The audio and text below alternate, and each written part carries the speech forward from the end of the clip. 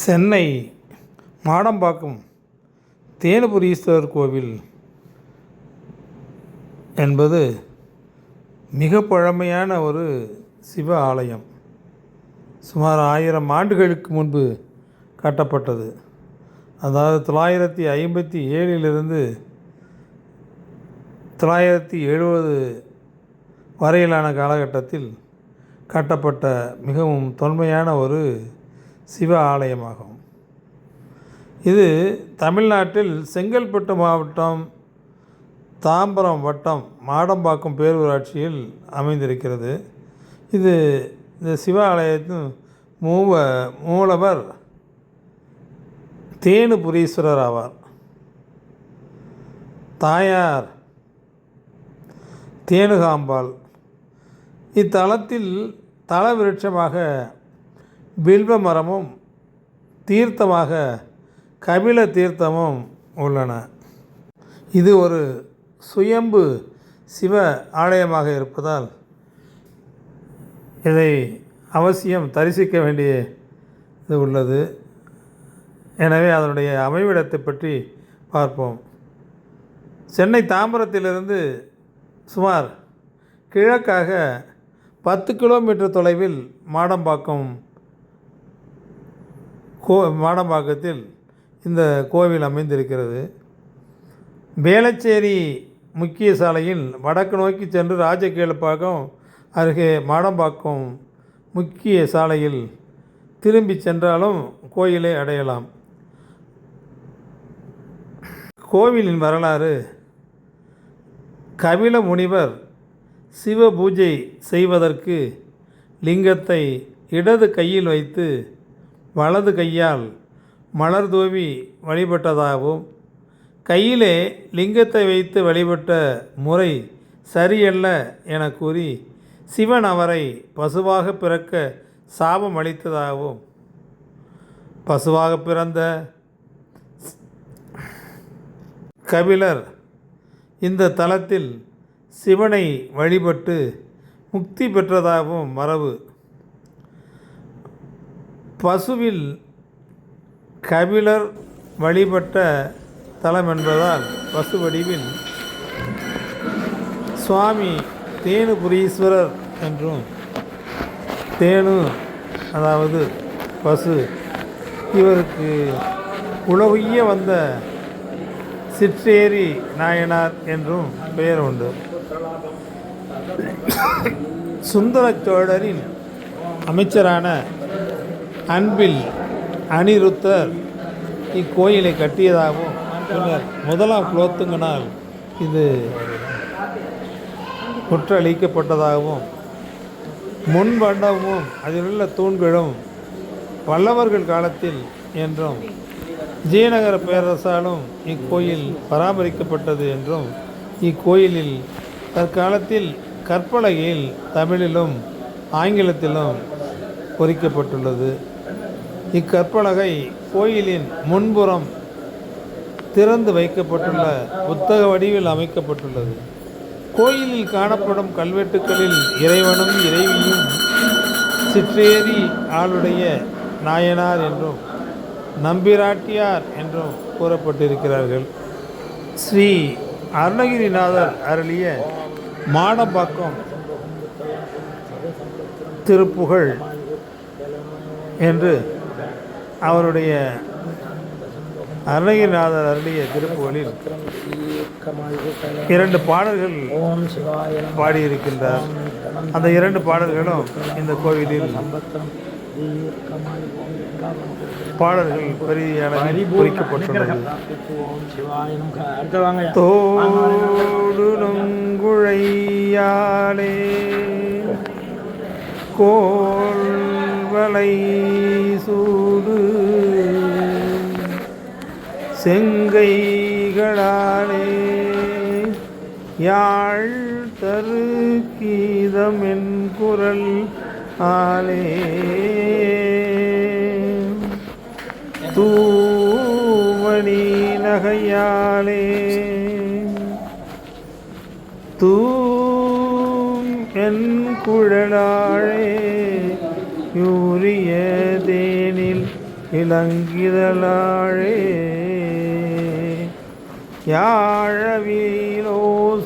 யாழவீலோசனங்களினாலே சோவித அழகாளே பாடகம் புனைதாளாலே மிக வீசுதன்பணி நீராளே வழ பாரகொங்கைகளாலே கோழிய விலைமாதர் பாவுதுங்களினாலே யான் மயல் மூழ்கி நின்றையராதே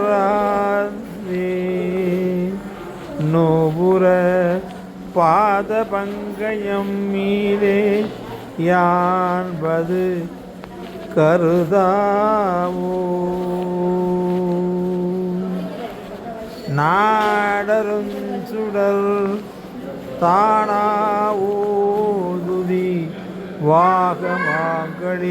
வாகமாங்களினான பேதபராத தந்திரகளால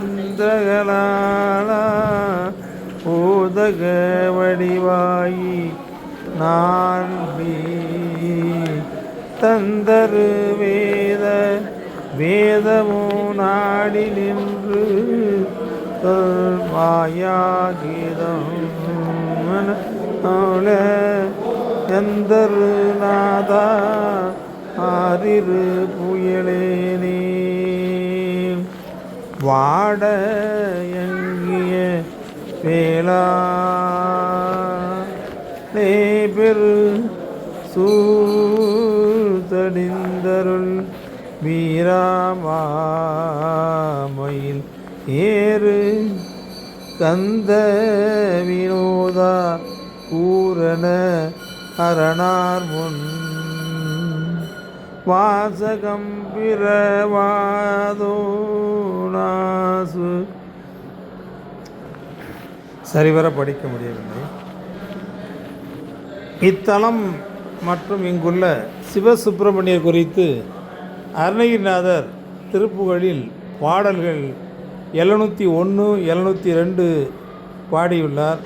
அப்பாடல்கள் கோயில் முன் மண்டப சுவற்றில் பொறிக்கப்பட்டுள்ளது. திருப்புகழ் பாடல் 701 மீண்டும் அளவு தெளிவாக உள்ளதால் மீண்டும் அதை 701 பாடலை பார்ப்போம். தோடுறும் குழையாலே கோள்வளை சூடு செங்கைகளாலே யாழ்தரு கீத மென்குரலாலே தூமணி நகையாளே தூம மென்குழலாலே யூரிய தேனிலங்கிதலாளே யாழவி லோசனங்களில் நாளே சோபிதர் அழகாளே பாடகம்புனைதாளே லேமிக வீசுதன்பணி நீராளே வளர் பார கொங்கைகளாலே ஒளிய விலை மாதர் பாபகங்களினாலே யான்மயல் மூழ்கி நின்றையராதே நூபுரபாத பங்கயம் மீதே தாழ்வது கருதாயோ நாடருங் சுடர் தானாவுது மாக மங்களின் நானா வேதவநாத தந்திரகலாமா போதக வடிவாயி நாள் விதந்தரு பேதமுத நாடி நின்றதொர் மாயா கீதமனோல அந்தரு நாதா ஆரிரு உயவேலே வாடயங்கிய வேளாளே பொரு சூர்த்தடி தருள் வீராமாமயிலேறு கந்தவி நோதா பூரண அரணார் முன் வாசகம் பிறபாதூர் ஞான சுகோத எம்புகழ் வாசா தேசிக மாடை எம்பதி தேசிக மாடை எம்பதி மாடம்பாக்கம் மாடை எம்பதி வாழ்வே தேவர்கள் பெருமாளே. இந்த கோவில் சுமார் 1000 ஆண்டுகளுக்கு முன்பு சோழர்கள் காலத்தில் கட்டப்பட்ட கோயிலாக இருந்தாலும் தேனுபுரீஸ்வரரில் உள்ள மாதம்பாக்கம் சிவன் கோயில் சென்னையில் புகழ்பெற்ற கோயில்களில் ஒன்றாக திகழ்கின்றது. குறிப்பாக இங்குள்ள சரபேஸ்வரர் கடவுளின் சிற்பமே இதற்கு காரணம். அனைத்து விவரங்களுக்கும் இக்கோயிலின் புராண கதை என்னவென்றால், ஒரு முறை கபில மகரிஷி புனித நிலையை அடைவதற்காக தனது வழக்கமான கடுமையான பிரார்த்தனைகளையும் சடங்குகளையும் செய்து கொண்டிருந்த போது தவறுதலாக சிவலிங்கத்தை வலது கைக்கு பதிலாக இடது கையால் பிடித்தார். அதனால் அவரால் புனித நிலையை அடைய முடியவில்லை. மேலும் மதம்பாக்கத்தில் பசுவாக மறுபிறவி எடுத்தார். ஒரு நாள் ஒரு இடையன் தன் மந்தையில் இருந்த ஒரு பசு மேய்ச்சல் நிலத்தில் ஒரு குறிப்பிட்ட இடத்தில் தொடர்ந்து தன் பாலை ஊற்றி கொண்டிருப்பதை கவனித்தான். அந்த பசு கபில மகரிஷிதான் பால் வீணாவதை பார்த்து இடையன் அந்த பசுவை அடித்தான். அடியின் வலியை தாங்க முடியாமல் அது தரையை உதைத்து கொண்டு ஓடிவிட்டது.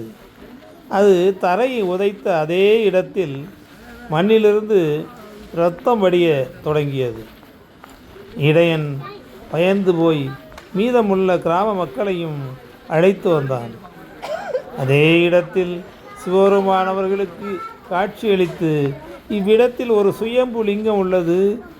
பசு உதைந்ததால் அந்த லிங்கம் காயப்பட்டு அதிலிருந்து தான் இரத்தம் வழிந்தது. அதனால்தான் இன்று வரை இங்குள்ள சிவலிங்கத்தில் ஒரு சிறிய வெட்டு உள்ளது. நீங்கள் அர்ச்சகரிடம் அதை பார்க்கும்படி கேட்டுக்கொள்ளலாம் என்றார். கபில மகரிஷி மோட்சமடைந்த அதே கணத்தில் கிராம மக்களும் மன்னரும் இங்கு ஒரு கோயில் கட்ட முடிவு செய்தனர்.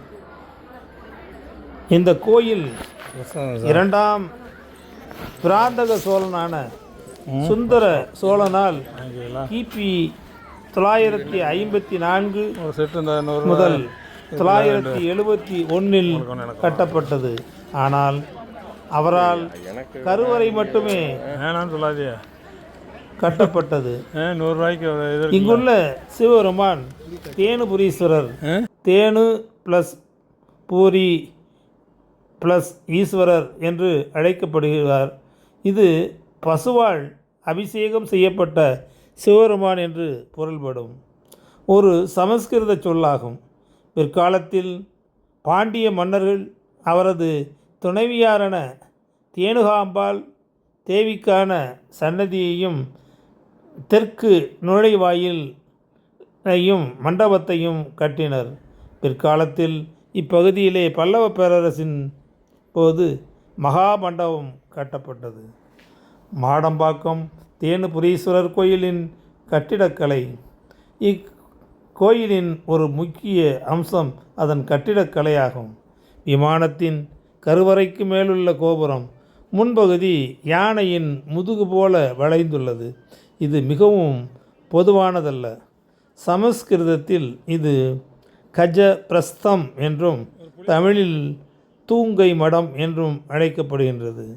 கோயிலின் இந்த பகுதியில், அதாவது கருவறைக்கு பின்புறம் உள்ள பகுதியில் பல கல்வெட்டுக்கள் உள்ளன. பெரும்பாலான கோயில்களில் காணப்படும் 4 திசைகளிலும் உள்ள 4 நுழைவாயில்களை போலல்லாமல் இக்கோயிலுக்கு கிழக்கு திசையில் ஒரே ஒரு நுழைவாயில் மட்டுமே உள்ளது. மேலும் இக்கோயிலில் கோபுரம் என்பதே இல்லை. தெற்கே கபில தீர்த்தம் என்று அழைக்கப்படும் கோயில் குளம் உள்ளது. சில 10 ஆண்டுகளுக்கு முன்பு நான் சிறுவனாக இருந்தபோது அது எந்தவித பராமரிப்பும் இல்லாமல் மிகவும் மோசமான நிலையில் இருந்தது. ஆனால் இப்பொழுது இக்கோயில் இந்திய தொல்லியல் துறையின் கீழ் கொண்டு வரப்பட்டதிலிருந்து கோயிலும் குளமும் மிகவும் சுத்தமாக பராமரிக்கப்பட்டு வருகின்றன. இதோ என்னுடைய சின்ன கதை. கோவில் சிற்பங்கள் கட்டிடக்கலையை தவிர சிற்ப வேலைப்பாடுகள் மற்றொரு சிறப்பு அம்சமாகும். இங்குள்ள தூண் புடைப்பு சிற்பங்கள் மிகவும் பிரமிப்பு மிக்கவையாக உள்ளன. தூண் புடைப்பு சிற்பங்களில் ஒன்று சரபேஸ்வரர் பெருமானுடையது. ஒவ்வொரு ஞாயிற்றுக்கிழமை மாலையும் சரபேஸ்வரர் சரபாமூர்த்தி சரபேஸ்வரமூர்த்திக்கு சிறப்பு பிரார்த்தனைகள் நடத்தப்படுகின்றன. இங்குள்ள மற்ற சன்னதிகள் நவக்கிரகங்கள், விநாயகர், வலம்புரி விநாயகர் போன்றோருக்கானவை. வலம் வரும் பாதையில் ஒரு மூலையில் ஒரு சிறிய மறைவான அறை இருந்தது. சில 10 ஆண்டுகளுக்கு முன்பு கோயில் பராமரிப்புக்காக புதுப்பிக்கப்பட்டு புதிய பொருட்கள் நிரப்பப்பட்ட போது நான் பார்த்தது உண்டு. ஆனால் இப்பொழுது அது மூடப்பட்டு விட்டது. சரபேஸ்வரர் யார்? சரபேஸ்வரர் கதை. மேலே இருப்பது தூண் புடைப்பு சிற்பத்தில் உள்ள சரபேஸ்வரர் கடவுளின் புகைப்படம். அவர் சிவபெருமானின் ஒரு மறுபிறவி, ஒரு வடிவம். அவர் மிகவும் கோபமான கடவுள். மேலும் சரபேஸ்வரர் கடவுளின் கதை சுவாரஸ்யமானது. புராணத்தின்படி விஷ்ணு பகவான் நரசிம்ம அவதாரம் எடுத்தபோது இரண்ய கசிவுவை கொன்ற பிறகும் அவரது கோபம் தணியாமல் அவர் அழிவு பாதையில் சென்றார். எனவே நரசிம்மரை கட்டுப்படுத்த சிவபெருமான் சரபேஸ்வரர் வடிவம் எடுத்தார். இருப்பினும் பின்னர் விஷ்ணு பகவான் சரபேஸ்வரை கட்டுப்படுத்த மீண்டும் கண்ட பெயருண்ட பட்சி வடிவம் எடுத்தார்.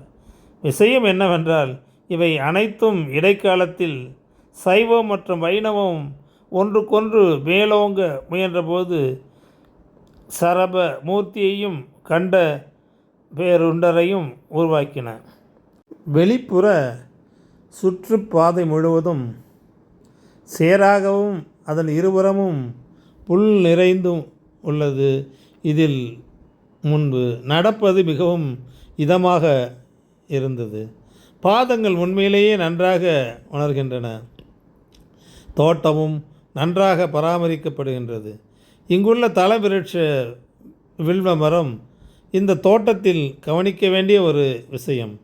கோயிலின் பின்புறத்தில் உள்ள மரங்கள், அங்கே 2 பெரிய வேப்ப மரங்கள் உள்ளன. மேலும் அவை பல ஆந்தைகளின் இருப்பிடமாகவும் இருப்பதுதான் இதன் சிறப்பு அம்சம். நான் இந்த கோயிலுக்கு சென்ற ஒரு நாள் மாலை சுமார் 6 மணி அளவில் ஒரு பறவையின் கீச்சிடும் சத்தத்தை கேட்டுக்கொண்டிருந்தேன். அது என்ன பறவை என்று தேடிக்கொண்டிருந்த போது அதிர்ஷ்டவசமாக சுமார் 4-5 புள்ளி ஆந்தைகளை கண்டேன். அவை மிகவும் அழகாக இருந்தன. சூரியன் மறையும் நேரத்தில் அவை கண்விழித்து கொண்டிருந்தன. நான் அவற்றையே உற்று பார்த்தேன். அவையும் என்னையே உற்று பார்த்தன. நான் முன்னும் பின்னுமாக நகர்ந்தபோது அவற்றின் கண்கள் என் அசைவுகளை பின்தொடர்ந்தன. என் பள்ளிக்கு அருகில் ஒரே இடத்தில் இத்தனை ஆந்தைகள் நான் ஒன்றாக கண்டது இது 2வது முறை என்று நினைக்கின்றேன். மேலும் என்னவென்றால் இந்த கோயிலில் ஒரு நல்ல வாகன நிறுத்தம் இடமும் உள்ளது.